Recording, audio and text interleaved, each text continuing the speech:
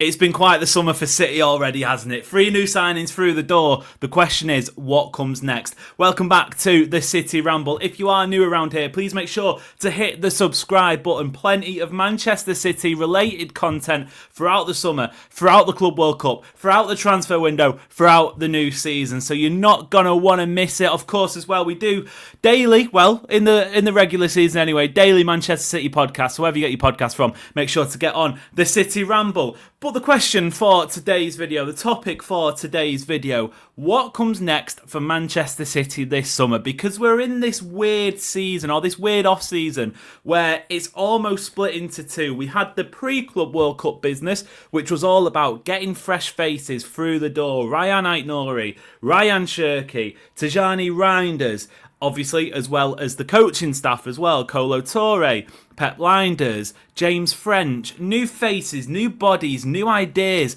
within the dressing room.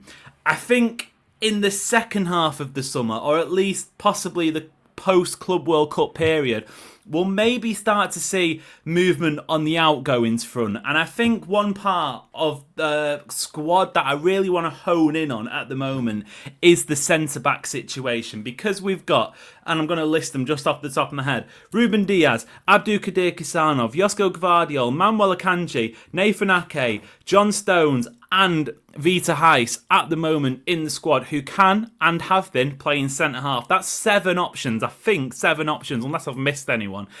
That is going to be, I think, at least one too many. So the question to begin with, who leaves? And I think we had reports in the week, earlier this week, that Vita Heiss, I can't remember if it was Pep Guardiola said it or the club, whatever, talk that City could potentially look at keeping Vita Heiss in the squad for next season, which I think initially raised a few eyebrows, because obviously he came in last season in the January transfer window. He only played really in the odd cup game here and there. Didn't really get to see a lot of him, and there was talk that perhaps Guardiola would maybe let him go to one of the youth teams. And I think there was one report saying that he wants to see him play holding midfield, which is, interesting. How true it is, I don't know. But obviously because of City's injuries, that he had to be around the first game, whatever. And by all accounts, he's made a decent impression. We're seeing minutes of him at the Club World Cup. He looked decent in that first game. So if, for example, that does come true, he stays, I think you're going to have to lose one of the centre-halves. And obviously, it's not going to be Kisanov. He's only just joined. It's definitely not going to be Ruben Diaz or Josko Gvardiol. So I think you're looking at either Nathan Ake, John Stones, or Manuel Akanji. There was a quote, an interview, I think it was either in ESPN or one of the outlets, that John Stones doesn't want to leave himself. I imagine Nathan Ake doesn't. I think Stones and Nathan Ake have got 1 year left on their deals. Manuel Akanji joined in 2022. I think it was a 5-year deal, so possibly up until the summer 2027. I think you're going to have to lose one of those 3 senior, I guess, centre-halves. Here's what I think, if I'm to predict what will happen. We will have, if a suitable offer comes in for either John Stones, Nathan Ake, or Manuel Akanji, I think City will accept it and let one of them go. Even though John Stones is saying that he wants to stay, obviously he's got a year left in his deal, are City going to offer him a new contract? At this moment in time, probably not. So if they can get a chance to maybe bring in 20 million quid, whatever it might be, for John Stones, I think they'll take it. Similarly with Nathan Ake, are they going to offer him a contract right now? Obviously not. The pair of them haven't shown themselves reliable enough with their fitness to suggest that they are deserving of contract extensions. I certainly think when they're fit, they are absolutely an incredible part of this team. The other one is Manuel Akanji, who obviously City brought in for a bit of a bargain deal back in the summer of 2022 as part of the treble team. Looked really good in that year. I think since then, look, I don't want to be too harsh, especially with last season, because he was playing a lot. I believe he had injury. I think he might have had surgery as well himself, and he was one of the players who, by all accounts, was playing through injuries. But, don't get me wrong, there have been a few signs about performance levels maybe dropping off a little bit. Obviously, City didn't pay a massive fee when they brought him in originally. Is that maybe someone if an offer comes in? Except, I don't know. But I think if it's not going to be one of those 3, if you can't bring in money for one of those 3, I think we go back to seeing Vita Heiss loaned out, and that will probably be something that's done later in the transfer window. In terms of the midfield unks, if you were watching one of the videos on this channel from earlier in the summer, I did a 5 players that I think City need to sort of move on in this summer transfer window to really, or at least maybe look at trying to move on. Not necessarily going to have to move them on. And I mentioned in that, I think, and I stand by this, I think one of Gundogan, Bernardo Silva or Kovacic at the start of the summer should have been moved on. And obviously it's not going to be Bernardo Silva now because he's captain.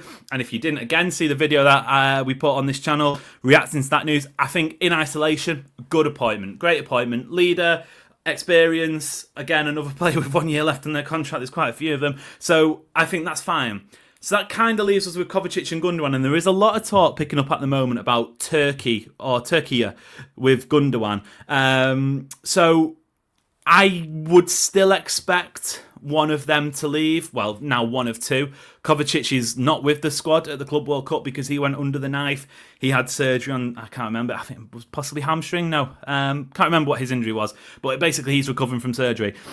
The talk of Gundogan picking up, makes sense a little bit. I don't know. That is, again, another sort of area that I imagine will sort of pick up as we get closer to the new season. You've got clubs who aren't involved in the Club World Cup.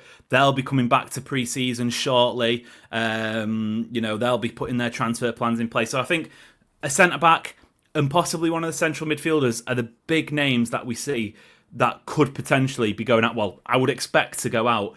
In terms of incomings then, and it's interesting because, again, Guardiola commented in the week ahead of the second Club World Cup match against Al Ain, saying he expects his squad to be trimmed down. I think, is it 27 or 26? I think it's 27 that have gone to the United States with City for the Club World Cup. So that's probably going to have to come down, at least 2 or 3. Maybe Echeverri goes out on loan. Obviously, we've mentioned there some of the centre-backs. I still think as well City will try for a right-back, although obviously the talk has been quiet. I can imagine they'll maybe test Newcastle's hand with an offer for Tino Livramento. We've seen Wesley. He's been playing at the Club World Cup for Flamengo, and he was the guy who gave the ball away for Chelsea's goal in the last match, and there was clips online, people saying, "Oh, not good enough for City, mistake, bozo gene, whatever." To be fair to the lad, he played really well throughout that entire game against Chelsea. He was just unfortunate enough to have that one mistake, which, it happens, and obviously social media picks it up, and it's annoying when it happens, but otherwise he played pretty well in my opinion. Maybe we see him again.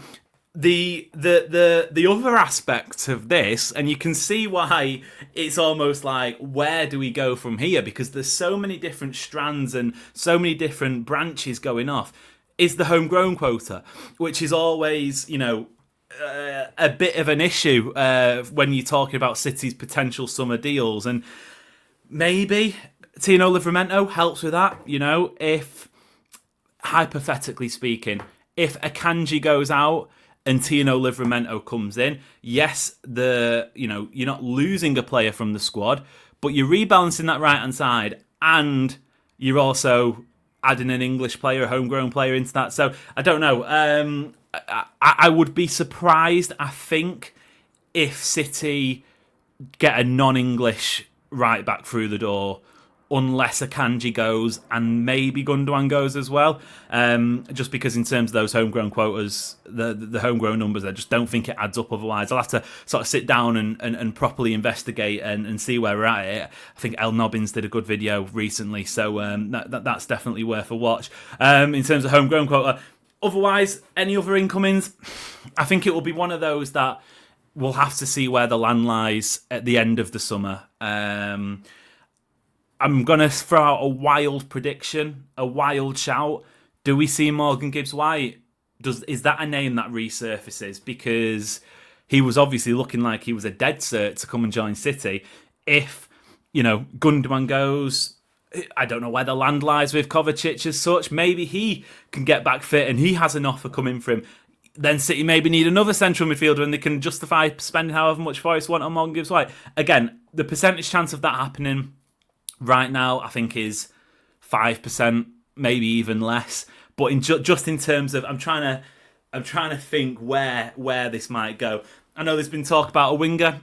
I would be gobsmacked. I'd be absolutely gobsmacked, especially, so even with Jack Grealish leaving, I think City's wing options with Doku, with Savinho, with Oscar Bob, with Omar Mamouche, with Phil Foden in there, that's, obviously you'd maybe want to see Phil Foden play in more centrally. You might want to see Omar Mamouche playing as a backup striker. You could maybe chuck in Bernardo Silva in that. I don't think he's necessarily up to scratch in the wing anymore, but he's a potential option. I think City have got enough in the wing for now. Oscar Bob coming back is going to be huge. Doku, big season for him, like really big season for him. But I think he's gonna do well. I reckon he's gonna have a good year. Savinho, again, coming into his second season under Pep. I think City are fine in the winger option, so I don't think talk of adding Rodrigo, for example, if he becomes available, necessarily stacks up anymore. So yeah, I think that's where City go from here after the Club World Cup. I wonder, you're always in the back of your mind going, is there going to be a surprise? It doesn't necessarily seem that City are the sort of club to operate with surprises, but given the summer that we've got on our hands, given the rebuild that's currently going on, it's possible. It's possible that we get to mid-August and you start hearing noise for a player that we've not even considered. But if I'm to guess, I think City sign a right back. I do. I think City sign a right back, and I think they try and get Tino Livramento out of Newcastle. I think one of the centre halves leaves, and I think still one of the central midfielders leaves. Didn't even mention goalkeeper.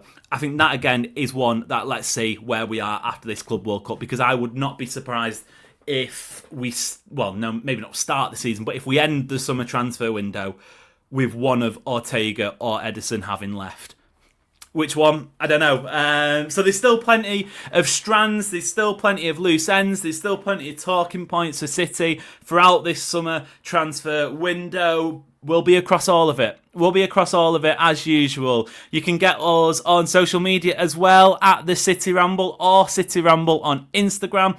You can get us on wherever you get your podcasts from. And as well, make sure to join the City Ramble Discord. The link for that is in the description. And until next time, it has been an absolute pleasure. We will see you later.